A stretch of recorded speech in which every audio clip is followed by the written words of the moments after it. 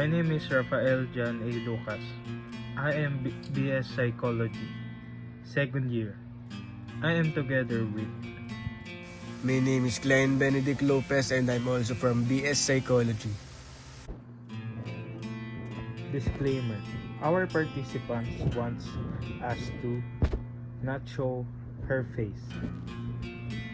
And she is having a hard time to understand English. So we translate it into Tagalog. Ako po ay si Lorna Lorenzo Lucas, may edad 66 na po. Ako po ay nag-abroad noong 19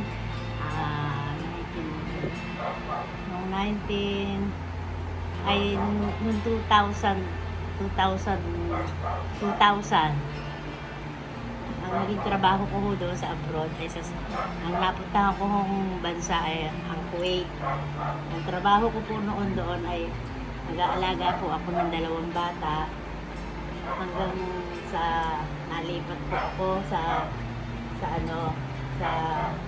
mga accommodation po ng mga Paano po ang iyong karanasan sa pamumuhay o pagtatrabaho sa ibang bansa? Ay, maayos naman po. Kaya lang talagang makukulit ang mga bata. Kaya po medyo mahirap din naman. Pero ayos lang na naman din po dahil kasi kami lang ng mga bata ang nasa bahay. Dahil nakabukod po kami ron sa mga magulang ng mga bata. At nung matapos po ako, doon na po ako napunta sa accommodation ng mga ayos naman po, mga babae naman sila. Mas pinipili mo po bang manatili sa Pilipinas o sa ibang bansa? At bakit?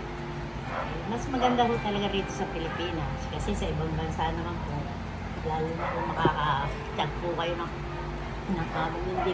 hindi maganda. Pero mas pipiliin ko po dito sa Pilipinas dahil maganda naman po dito sa atin.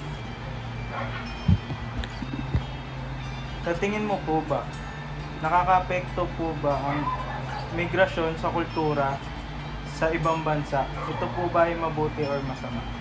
Ay, talagang mahirap ang nagiging sa ibang bansa kasi sa ibang bansa lalo na parting Saudi Arabia, maraming bawal doon na hindi katulad dito sa atin na mas maganda talaga ang kultura dito kung ikukumpara sa ibang bansa.